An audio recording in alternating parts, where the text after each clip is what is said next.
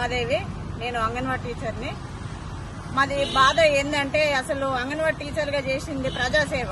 సర్కారు ఏ పనులు చెప్పినా కానీ అంగన్వాడీ టీచరు రమ్మనంగానే వచ్చేసి మేము ఏం చేయాలి, సర్వేలో పంపుతారు. ఏఎన్ఎంలు వస్తే పిల్లలకి గ్రోత్ ఇవ్వాలి, మా సెంటర్లలో గ్రోత్ ఇవ్వాలి, పిల్లల ఆటపాటలు చూడాలి. ప్రభుత్వం ఏ పని చెప్పినా ఆ పని చేస్తూనే ఉన్నాము. మా దాళ్ళ అంగన్వాడీ టీచర్లల్లా వితంతువులు ఉన్నారు, ఒంటరి మహిళ వాళ్ళు ఉన్నారు, వృద్ధులు ఉన్నారు. ఇట్లాంటి వాళ్ళకి ఆసరా పింఛని రిటైర్మెంట్ 50,000 ఆయాలకు ఇచ్చేసి టీచర్లకి 1,00,000 రూపాయలు ఇచ్చేసి మిమ్మల్ని రాకండి అనేసి మొన్న జూలై 1 నుండి అంగన్వాడీ సెంటర్ రాకండి, మీకు ఆబ్సెంట్ జీతాలు రావు అనగానే అంగన్వాడీ టీచర్లు ఆయాలు చాలా బాధతోటి ఏడుస్తూ అమ్మ బ్రతుకులు ఎట్లా నడవాలి, ఎట్లా మేము బతకాలి, మాకు ఒంటరి వాళ్ళం మేము అనేసి ఆవేదనతోటి అనేసరికి మాకు చాలా బాధేస్తుంది.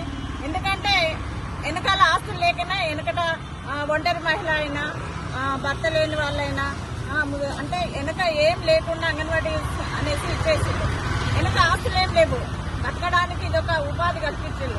కానీ బతకడానికి ఉపాధి కల్పించేసి ఇప్పుడు మమ్మల్ని మధ్యలో ఆగం చేసేసరికి అందరం బాధపడుతున్నాము.